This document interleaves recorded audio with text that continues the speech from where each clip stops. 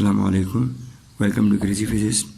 आज का जो हमारा लेक्चर है वो है रेजोल्यूशन ऑफ वेक्टर, यानी कि एक वेक्टर को हम कैसे रिजॉल्व करेंगे अपने कंपोनेंट्स में। रेजोल्यूशन ऑफ वेक्टर की डिफिनीशन यही है कि splitting of a vector into its component. एक वेक्टर को कैसे हम अपने कंपोनेंट्स में तकसीम करें, इसे कहते हैं कि रेजोल्यूशन ऑफ वेक्टर। अब रेजोल्यूशन ऑफ वेक्टर के लिए मैंने यहाँ एक वेक्टर लिया हुआ है एक्स वाई प्लेन में कि लेट मेरे पास एफ ये वेक्टर है जिसे मैंने किसी खास एंगल के साथ ड्रॉ किया हुआ है। इससे एक बात हमारे पास क्लियर हो जाती है, वो ये है कि अगर मुझे एक वेक्टर ड्रॉ करना है तो इसके लिए तो मुझे मैग्नीट्यूड और साथ साथ उसका एंगल जो है वो होना ज़रूरी है। जब तक ये दोनों चीज़ें मेरे साथ नहीं होंगी मैं किसी भी वेक्टर को ड्रॉ नहीं कर सकता। तो इसका मतलब है कि मैं यहाँ कह सकता हूँ कि एफ़, मैं यहाँ लिख सकता हूँ कि F and theta are known, यानी कि वैल्यू नॉन है, इसीलिए मैंने इस वेक्टर को ड्रॉ किया हुआ है। तो अब हम इस वेक्टर को स्प्लिट करेंगे अपने कंपोनेंट्स में। कैसे स्प्लिट किया जाता है, ये हमारे पास वेक्टर ड्रॉ है। इस वेक्टर को स्प्लिट करने के लिए मैं इस वेक्टर के हेड से बिल्कुल परपेंडिकुलर लाइन ड्रॉ कर दूंगा like this.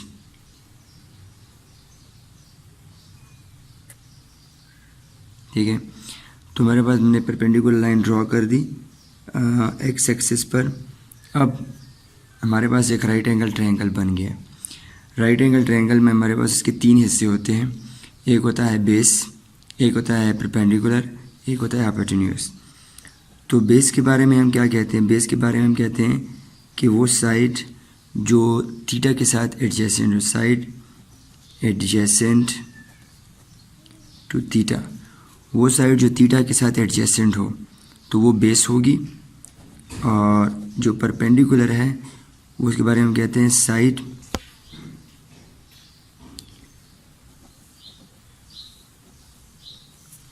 Opposite to theta.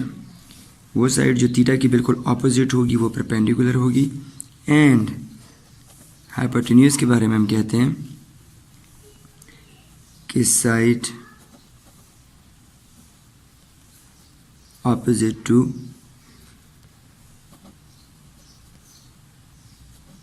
Right angle. Right angle के जो ऑपोजिट होगी, यानी कि थीटा अगर यहाँ है तो ये बेस है, लेकिन कभी कभी ऐसा भी होता है कि हमारे पास थीटा यहाँ होता है तो उसका बेस फिर ये बन जाता है। कुछ स्टूडेंट ये सोचते हैं कि भाई जो नीचे है वो बेस है, बस जो यानी कि वर्टिकल है वो परपेंडिकुलर। नहीं, ये डिपेंड करता है थीटा पर। अगर थीटा यहाँ है, इसकी एडजेसेंट साइड ये वाली है तो ये बेस हो गई। अगर थीटा यहाँ है तो इसकी एडजेसेंट साइड ये है तो ये बेस हो गई। लेकिन फ़िलहाल हमारे पास बेस ये है कि थीटा यहाँ एडजेसेंट है, थीटा के बिल्कुल ऑपोजिट वो हमारे पास परपेंडिकुलर है तो ये परपेंडिकुलर हो गया। और ये हमारे पास जो है वो राइट एंगल है, तो राइट एंगल के जो है ऑपोजिट हाइपोटेन्यूज है। तो जो राइट एंगल है उसकी जो ऑपोजिट है वो हमारे पास क्या है, वो हाइपोटेन्यूज है। तो ये तीन साइड्स हमारे पास हमने फाइंड आउट कर ली हैं हमारे पास, क्योंकि हमें थीटा पे देखना पड़ेगा। अगर थीटा यहाँ है तो ये बेस, अगर थीटा यहाँ है तो ये बेस होगा।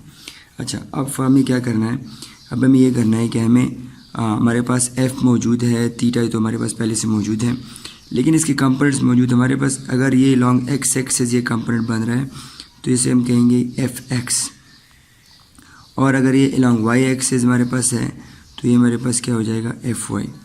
तो अब मेरे पास एफ़ और थीटा तो मौजूद हैं, लेकिन दो कंपोनेंट्स जो आगे हैं वो मेरे पास मौजूद नहीं हैं, तो इसलिए इसी को हम फाइंड आउट करेंगे। तो अगर हम देखें मेरे पास राइट एंगल ट्रायंगल है तो इसका मतलब हम इजीली इसे पाइथागोरस थ्योरम यूज़ करके फाइंड आउट कर सकते हैं। तो सबसे पहले जो कि एफ़ और थीटा हमारे पास मौजूद है तो एफ़ वाई और एफ एक्स कैसे फाइंड आउट करते हैं, लग दिस। तो सबसे पहले हम एफ एक्स फाइंड आउट करते हैं। एफ एक्स अगर हम देखें, एफ एक्स हमारे पास यहाँ मौजूद है बेस में, तो हम इसके लिए ट्रिग्नोमेट्रिक रेशियो का सहारा लेते हैं। ट्रिग्नोमेट्रिक रेशियो में हम पहले बात करते हैं कॉस थीटा की। कॉस थीटा हमारे पास होता है बेस डिवाइड बाय हाइपोटेन्यूज।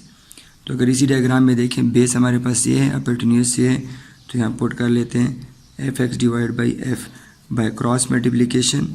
हमारे पास आ जाएगा कि F x is equal to F cos of theta. तो तो ये वैल्यू हमारे पास लोगेस एफ किया, ठीक है, एफ एक्स की आ गई। अब इसी तरफ हम ऐसा करते हैं कि दूसरी तरफ एफ वाई की वैल्यू फाइंड आउट करते हैं। अगर हम देखें एफ वाई हमारे पास परपेंडिकुलर पे मौजूद है तो हम साइन थीटा का सहारा लेते हैं, साइन थीटा को यूज़ करते हैं। Sine theta is equal to हमारे पास बराबर होता है परपेंडिकुलर बाय हाइपोटेन्यूस।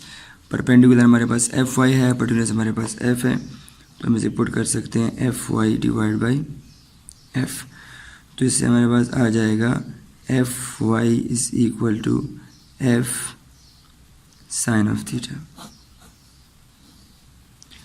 तो अब हम देख सकते हैं कि हमारे पास थीटा और एफ मौजूद थे और हमने एफ एक्स और एफ वाई को फाइंड आउट कर लिया। अब एफ एक्स और एफ वाई के फार्मूले में अगर देखें एफ और थीटा मौजूद, मतलब अगर एफ और थीटा मेरे पास मौजूद हो तो हम एफ एक्स को भी फाइंड आउट कर सकते हैं, एफ वाई को भी फाइंड आउट कर सकते हैं, ठीक है। तो इस लिहाज से ईटा का एक एमसीक्यूज भी आता है।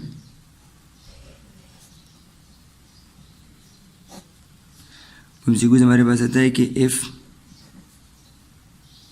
F F is equal to F y then theta is equal to. तो हमारे पास ये अक्सर एमसीक्यूज आती है कि अगर हॉरिजॉन्टल कंपोनेंट्स वर्टिकल कंपोनेंट के बराबर हो, तो ये दोनों कंपोनेंट आपस में बराबर हो तो एंगल कितना होगा।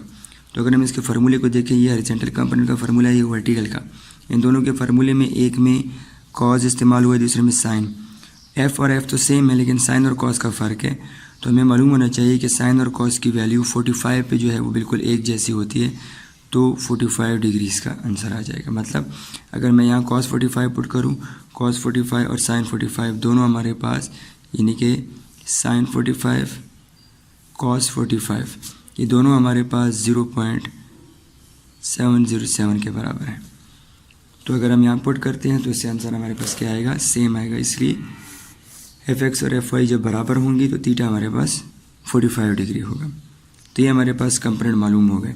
लेकिन अगर कभी ऐसा हो कि हमारे पास तो इन्हें क्या तीन चीज़ें हमें नज़र आ रही हैं, चार चीज़ें, 1 2 3 4।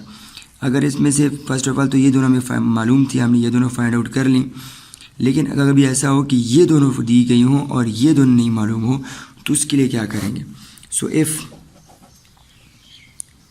F x and F y are known, ठीक है। अब अगर एफ एक्स और एफ वाई नोन हो तब क्या करेंगे। तब हमारे पास फर्स्ट ऑफ ऑल रिजल्टेंट के लिए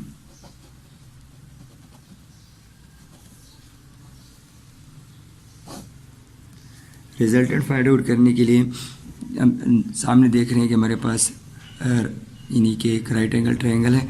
तो इसमें एफ़ को फाइंड आउट करने के लिए हम आसानी से हम जो है वो पाइथागोरस थ्योरम इस्तेमाल कर सकते हैं।